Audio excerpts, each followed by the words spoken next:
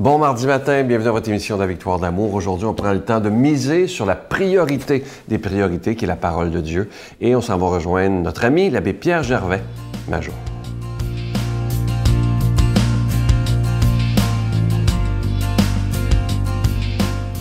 Alors bonjour, aujourd'hui, à ce 17 février, la parabole du marais. Alors moi, je vis dans les Basses-Laurentides, au nord de Joliette, et entre ma maison personnelle et le bureau, je franchis tous les jours une petite distance, et quand je m'en vais vers le village où mon bureau se trouve, j'ai un marais que je côtoie tous les matins, ou presque, et ce marais change d'aspect au fil des ans. Au fil de l'année, dis-je. L'hiver, il se couvre de blanc, il est très discret, on l'aperçoit à peine, on l'oublie. Le printemps, il se réveille. L'été, il est en pleine ébullition de vie, de son.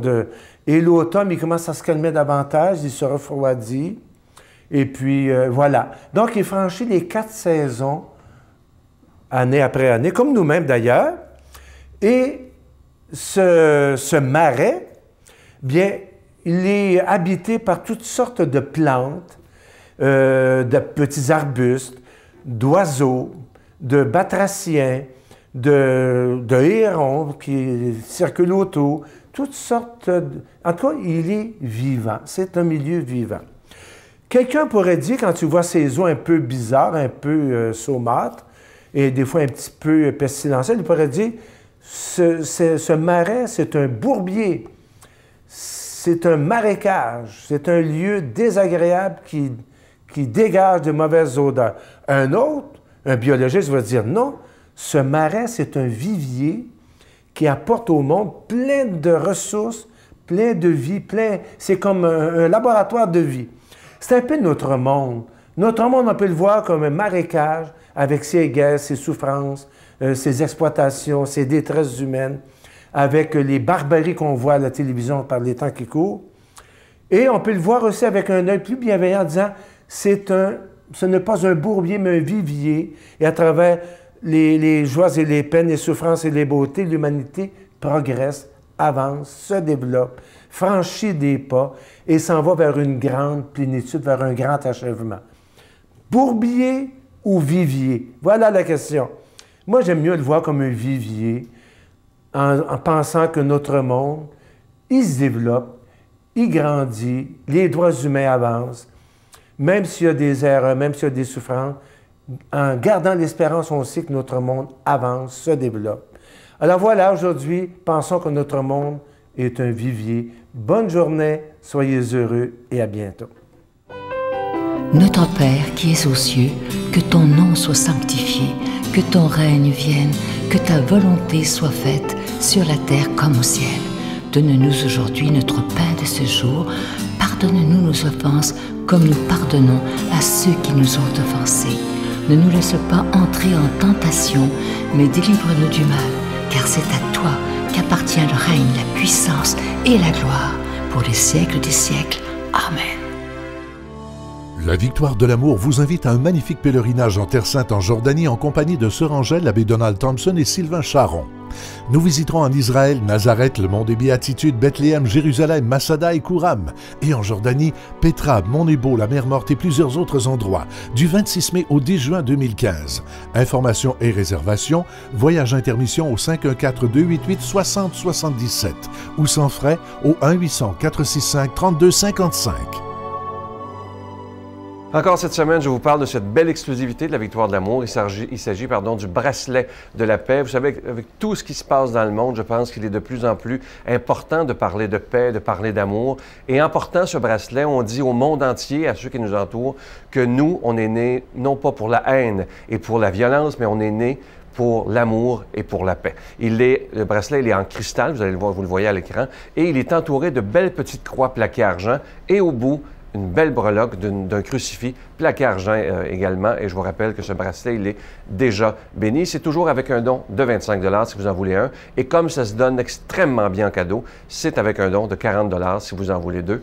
Je vous donne l'adresse. La Victoire de l'Amour, casier postal 120, succursale Boucherville à Boucherville, le J4B 5E6, je vous la redonne. La Victoire de l'Amour, casier postal 120, succursale Boucherville à Boucherville, le J4B 5E6. Également par téléphone, par carte de crédit du lundi au vendredi de 8h30 à 16h30 dans le 514-523-4433, 523-4433 ou sans frais, le 1-888-811-9291, 1-888-811-9291 et aussi sur notre site Internet, le www.lavictoiredelamour.org.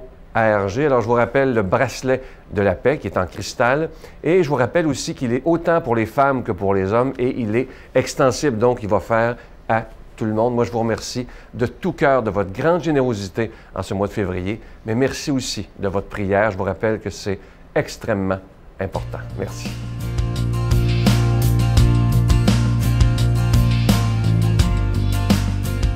Mon Dieu, donnez-moi la sérénité d'accepter les choses que je ne peux changer, le courage de changer les choses que je peux et la sagesse d'en connaître la différence. Amen. Aujourd'hui, la parole de Dieu sera proclamée par l'abbé Joseph Éveillard.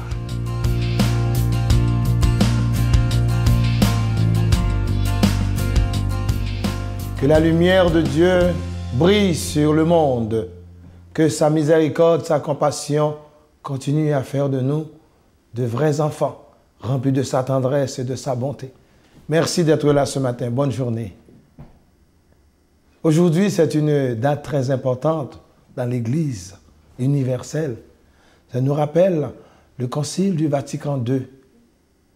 Ce concile qui a changé, qui a apporté de grands changements dans l'Église. Écoutons ce que Saint Marc nous dit ce matin. Les disciples avaient oublié de prendre du pain et ils n'avaient qu'un seul pain avec eux dans la barque. Jésus leur faisait cette recommandation. Attention, prenez garde au levain des pharisiens et à celui d'Hérode. Ils discutaient entre eux sur ce manque de pain. Il s'en aperçoit et leur dit, « Pourquoi discutez-vous sur ce manque de pain? Vous ne voyez pas. Vous ne comprenez pas encore. Vous avez le cœur aveuglé. Vous avez des yeux et vous ne regardez pas. Vous avez des oreilles et vous n'écoutez pas. Vous ne vous rappelez pas? Quand j'ai rompu les 5 pains pour 5000 hommes, combien de corbeilles avez-vous rempli avec les morceaux? Ils lui répondirent, 12. Et quand j'en ai rompu 7 pour 4000, combien avez-vous rempli de corbeilles en ramassant les morceaux? Ils lui répondirent, 7. Il leur disait, vous ne comprenez pas encore. Parole de Dieu, parole de vie, parole de sainteté. Mes chers amis, dans notre vie, comme chrétiens, chrétiennes, nous avons besoin de comprendre ce qu'est la mission de chaque baptisé. Et Vatican II, avec tout ce qu'il y a d'étincelles, de lumière de Dieu, reste encore à savourer. Ce sont des textes qui méritent d'être renouvelés par notre compréhension. Mais malheureusement, la majorité du peuple de Dieu ignore le contenu de ces textes. Ce sont des textes assez relevants. Ce sont des textes qui nous invitent à prendre la vie de l'Église en main, la vie de notre communauté en main. La mission était confiée à un petit groupe.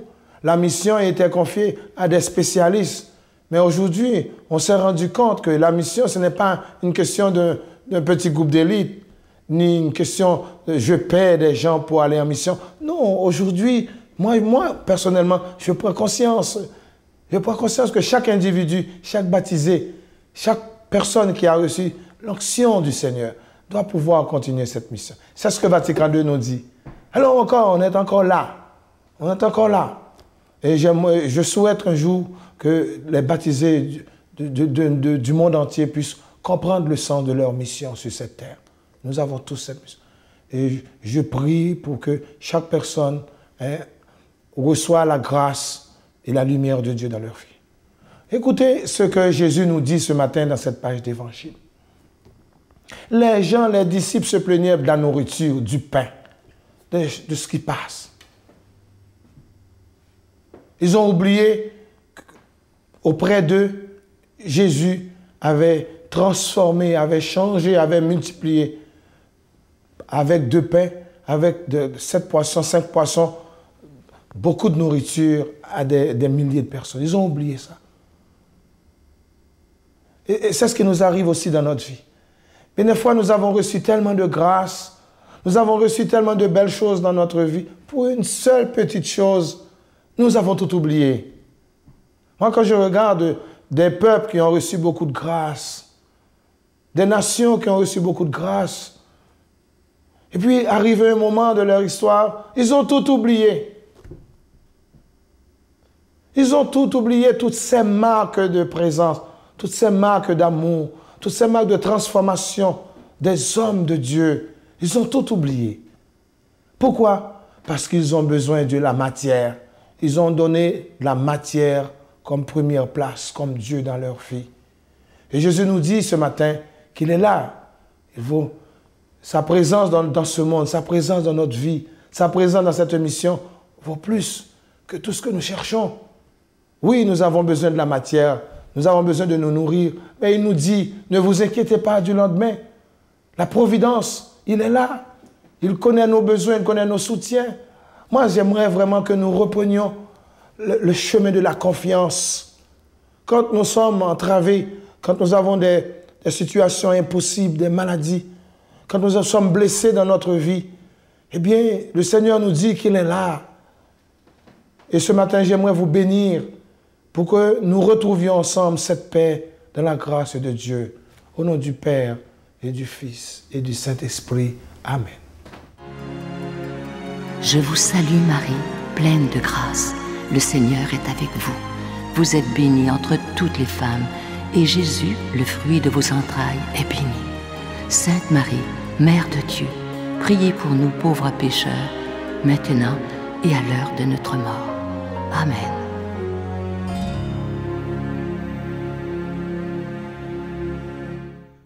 Venez célébrer avec nous le 20e anniversaire de la Victoire de l'amour en compagnie de Monseigneur Christian Lépine, archevêque de Montréal, l'abbé Robert Lemire, l'abbé Robert Jolicoeur, Dolly Dimitro, Jean-Marc Chaput, Sœur Angèle et Sylvain Charon.